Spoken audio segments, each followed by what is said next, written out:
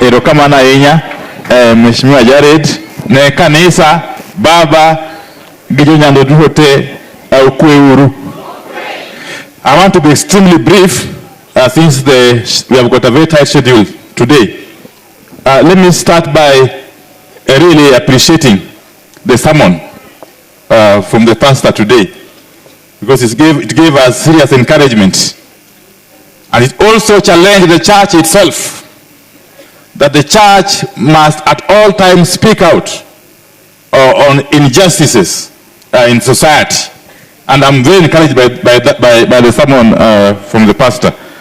Secondly, untied to that, yesterday the religious community issued a statement that was signed by Most Reverend Martin Kivuva, the leader of the Catholic fraternity, the Reverend Canon Chris Kinyanjui, the General Secretary of NCCK, and Alhaj Hassan Olenado, the chairman of SUPKEM. And I suppose SDA is part of the NCCK. You know, the religious community, and especially the church, cannot just be issuing knee-jerk statements when the country is going under.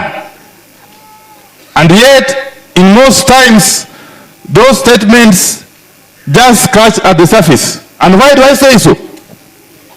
If you look at the first paragraph of that statement, which was issued yesterday on dialogue, the religious community are saying that we remind the two teams in the dialogue that their talks are being held in the backdrop of the deaths of more than 35 Kenyans in the demonstrations that happened in March, May, and July this year.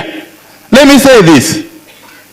The church cannot just talk about 35 deaths without going to show the cause of the deaths. Because it's a fact that all those deaths have been caused by the police. That has to be said. That has to be said. And Baba, yesterday, when we left Bondo, we took a good part of last night compiling the list of those of our children who have been killed by the police from May up to now over the demonstrations. As we speak, the number that we have confirmed is 72. And we are going to be able to publish these names as early as tomorrow. 72 deaths and still counting of Kenyans who have lost their lives from police bullets or truncheons, as was the case of the two boys in Nyalenda, whom we are burying today in Rwanda. So we don't want these knee-jerk reactions. We want to plead with the church that please speak out. Speak out, even if a good part of you has already gone to bed with the regime in power. We want the church to remain steadfast, if only to be seen to be on the side of the people. Finally, and my colleagues have spoken about it, how can the IG of police, Mr. Koome,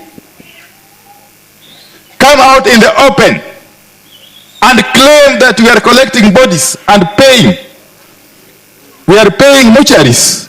We are renting bodies and displaying for the cameras. And yet in this statement of the religious community, nothing of the sort is being mentioned. We would have expected the church, at the very least, to demand that Mr. Koome withdraws those unfortunate remarks, because they remain very unchristian. Oh, come on. The dollar mangeni kawono wa ombogo. Togi madunga inya. Anyone kakajoluo nyaka wadumuru kwa reoreyadi. Achiel. Bangja tendo menga. Raila amolo. That is very important. That is very important. And I am more concerned, Baba, not just Gijawa Mosa about the Kuchu. When you catch that they are that side. Joa kata majo luo Mosa wewa bo join joka wangeyo kama gintie. Gima chanda wa en gima pod wan go. To keep on sending mixed signals. We better face the enemy that we know rather than Germany, but continue to send mixed signals. Man, we must speak out very, very strongly.